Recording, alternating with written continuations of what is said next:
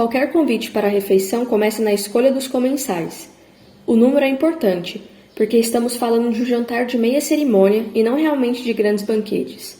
Diziam os romanos que o número ideal para que um jantar seja bem servido, bem apreciado, agradável aos convivas, é que seja maior do que o das graças e menor do que os das musas.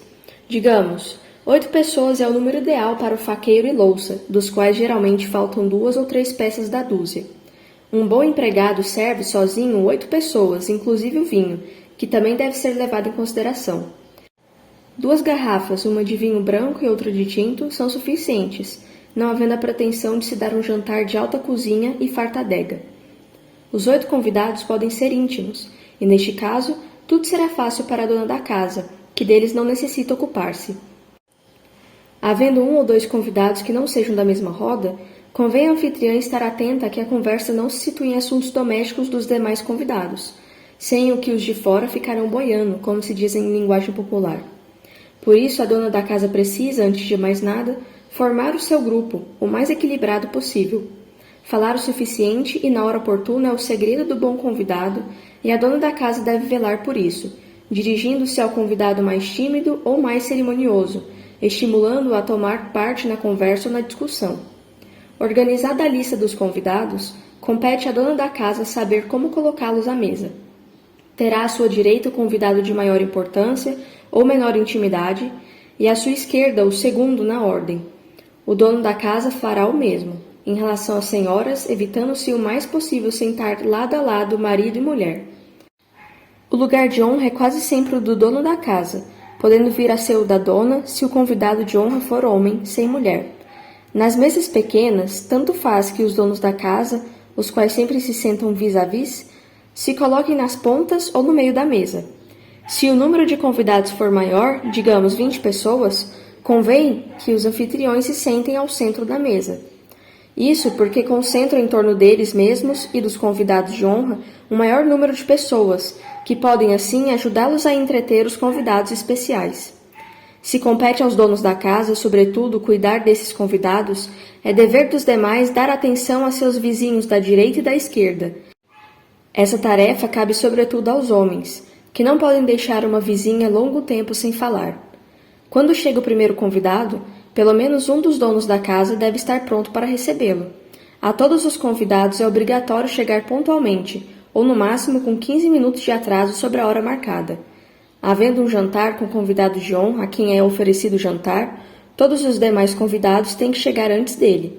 Nesse caso, a dona da casa marca a hora do convidado de honra para 15 minutos depois dos demais, recomendando a estes que venham a tempo de ajudá-la a receber.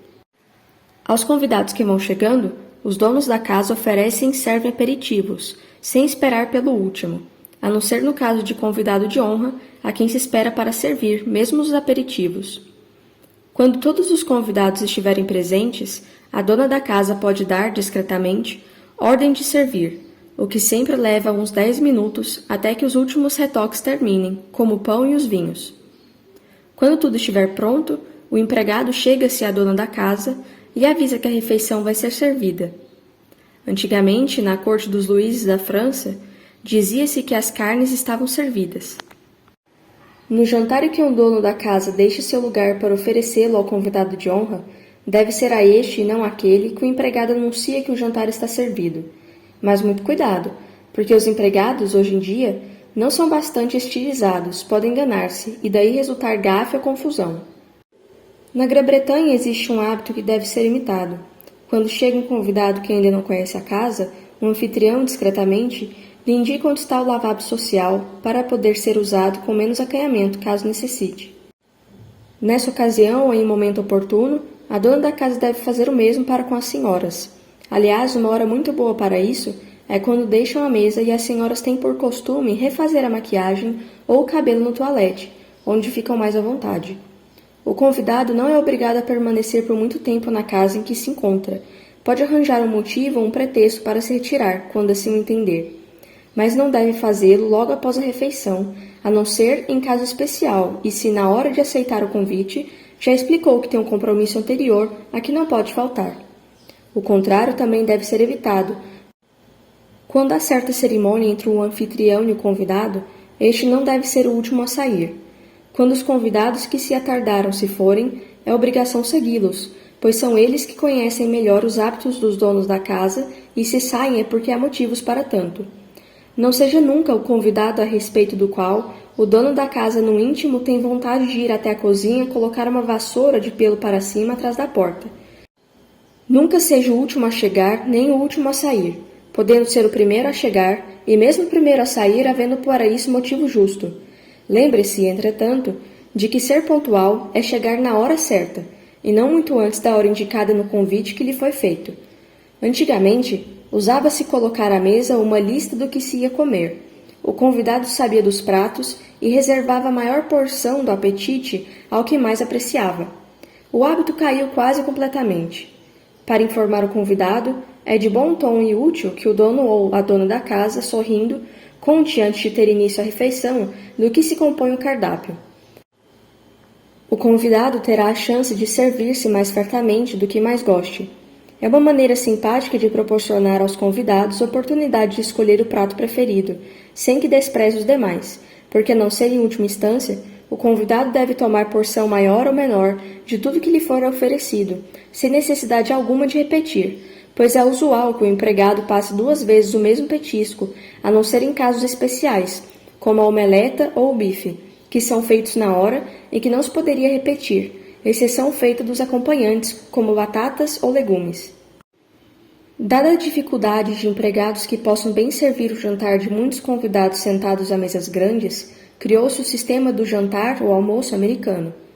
Há uma grande mesa, onde as travessas são colocadas com 3 ou mais variedades de carnes, peixes, massas e saladas. Os pratos individuais são empilhados em uma das pontas da mesa, com os talheres próximos. Os convidados tomam prato e talheres e vão se servindo. Feito o prato e cheio o copo de vinho, procuram um local onde possam comer confortavelmente. O mesmo acontece com a sobremesa, que se segue. Há casos em que se organizam mesas de 4 ou 6 pessoas. Os convidados, com lugar marcado ou a escolher, tomam o prato que lhes cabe, servem-se e voltam-se aos seus lugares. A dona da casa procurará auxiliar as pessoas mais idosas, mais importantes ou tímidas. O papel do empregado é principalmente o de retirar os pratos usados e levá-los à copa.